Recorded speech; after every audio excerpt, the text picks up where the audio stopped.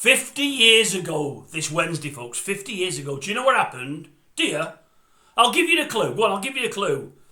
Ladies and gentlemen, 15 rounds of championship boxing. Let's get ready to rumble. Now, he weren't around then, that fella, and I'm not sure whether they did 15 or 12. But do you know what happened 50 years ago this Wednesday? Go on, do you? One of the greatest sporting events of all time. One of the most remembered of all time. In fact, many might say it was the greatest sporting event in all time. That was it! The old rope-a-dope.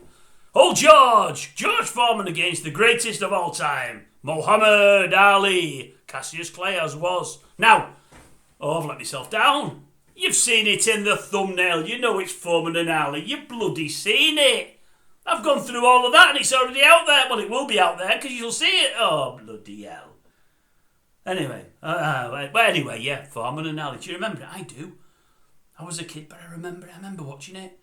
I'm sure it was about 2 in the morning. I'm sure it was, but I'm certain it was on live. I did watch it. The old rope-a-dope, I thought Ali was for it. Oh, I don't know if there's ever been an heavyweight that's took as much punishment ever as Ali took in that fight. And he just tired Foreman out completely, and when Foreman had absolutely nothing left, he just, for a couple of rounds, he just had a spurt, and that was it. Fight over. Unbelievable. One of the greatest turnarounds of all time. Unbelievable. It was just sensational. I read something only the other day, you might have read it yourselves, folks. Evander Holyfield was talking about the hardest he's ever been hit. Who hit him the hardest ever? Bear in mind he'd been in with Lennox Lewis, Mike Tyson, Larry Holmes. We know what Holmes did to Ali, but Ali was obviously old at the time, but all these boxers. And I thought, well, which one's he going to pick? And I thought he's probably going to pick Lennox Lewis, and that's going to surprise us, because you'd expect folk to think Tyson first or maybe Holmes, or one way or the other. Anyway, no, it was the right curveball. I didn't realise early in his career he fought old George Foreman, when George came back. And he said he may have been coming back. I think he was about 46, 48 Foreman when he came back. He said, it matters not. He said, I was at my fittest then. He said, but he hit me with one shot and I've never felt anything like it. I got back to the corner and said, he never said, I roll my teeth back in. He never said, this is me saying, I roll my teeth back in. I roll my teeth back in.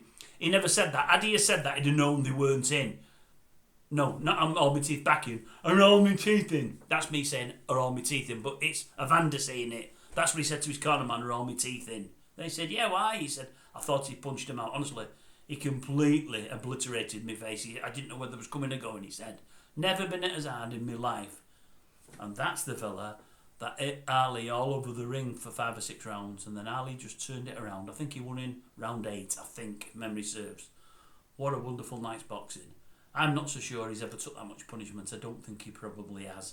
And that might be the one fight, the main one, that sent him over the edge with the old you-know-what later in life. Wonderful night of sport, though. Wonderful. Something I'll never ever forget. Yeah, so 50 years ago this Wednesday. Doesn't time fly? It does, you know. It really, really does. Thought I'd leave you with that one.